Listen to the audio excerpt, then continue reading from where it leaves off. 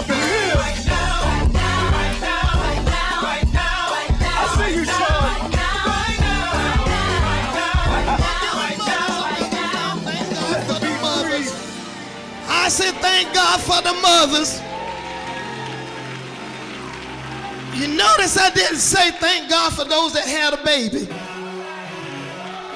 But thank God for the mothers. There's a difference. Anybody can have a baby. But it takes a special woman to be a mother. That's a duty. That's a call. That's a purpose. That's something you put before any and everything else. Your motherly duty. And it's kind of hard to get this younger generation to understand that. They think I can just have a baby and just dump it on somebody else. Oh, y'all ain't gonna like me, but that's all right. I can have them and turn them over to somebody else to train and raise up. Come on, help me say that devil is a liar.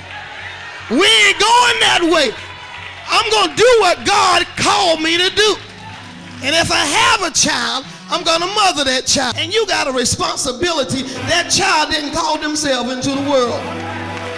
You brought them into the world, and it's your responsibility to make sure that that child is protected and cared for. Overlook that. Amen. They bring them in the world and they dump it on somebody else. But that's your responsibility. And some of the grandparents are so ignorant, they just go ahead and take it. Okay, I'll take care of that child. But you know, when you put that responsibility on them, they'll see it's not as easy as they think. See, that's why they think it's still easy, because somebody else doing all the hard work.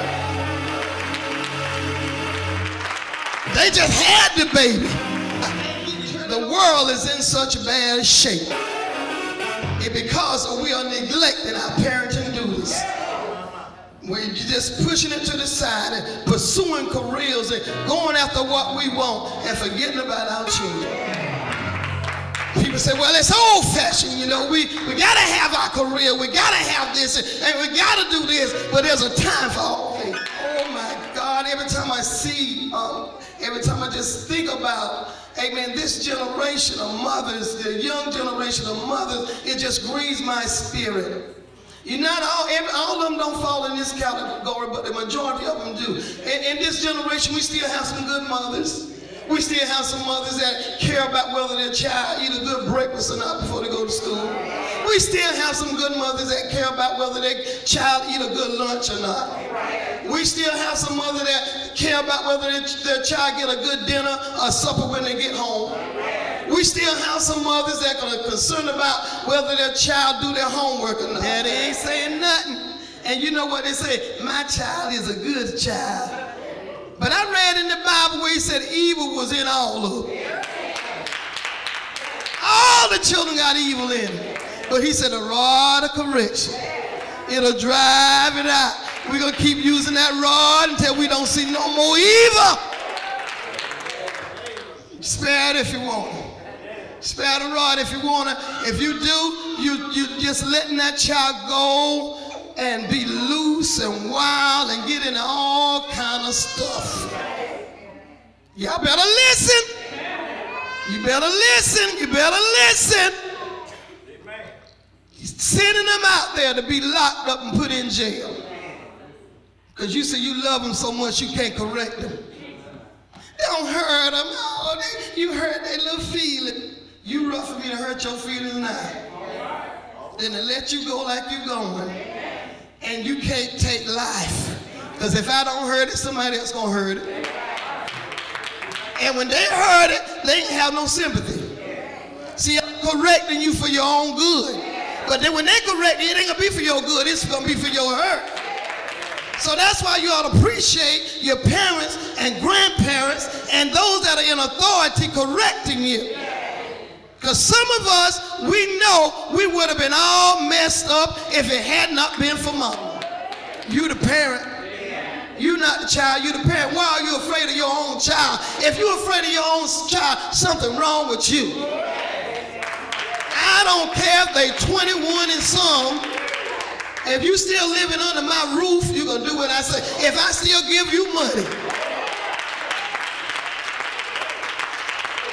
you got to obey my rules.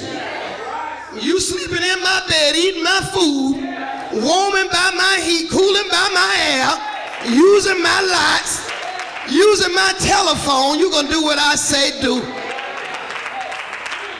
And there's sin if you don't like it.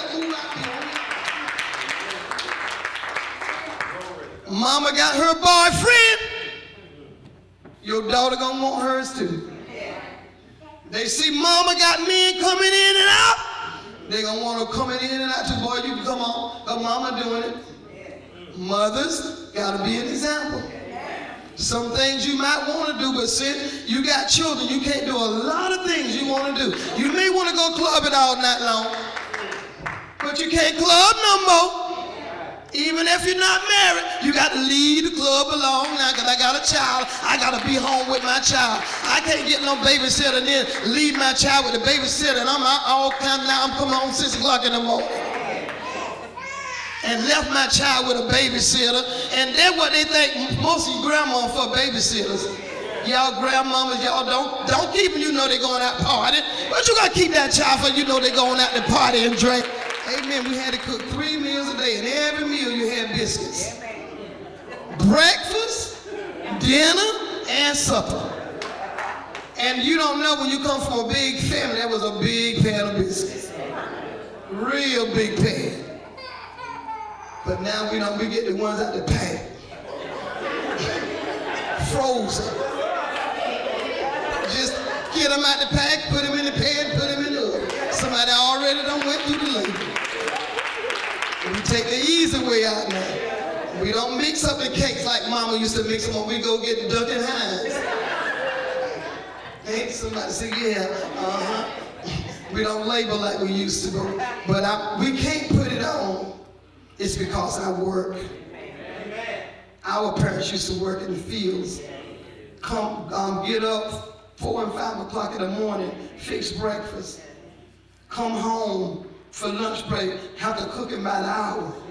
Less than an hour, because you had an hour off. And then get out the fields, come home, cook supper. For all these kids, you all got it made. You know why I say that this generation got it made? You got the dishwasher. You got a washing machine. You got everything that make your life convenient and easy.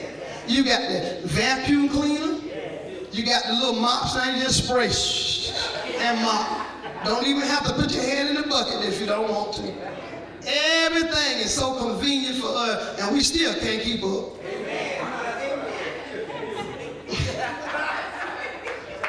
Still can't keep up. So we're going to get together, women, we're going to find out what's wrong so we can get a solution to the problem.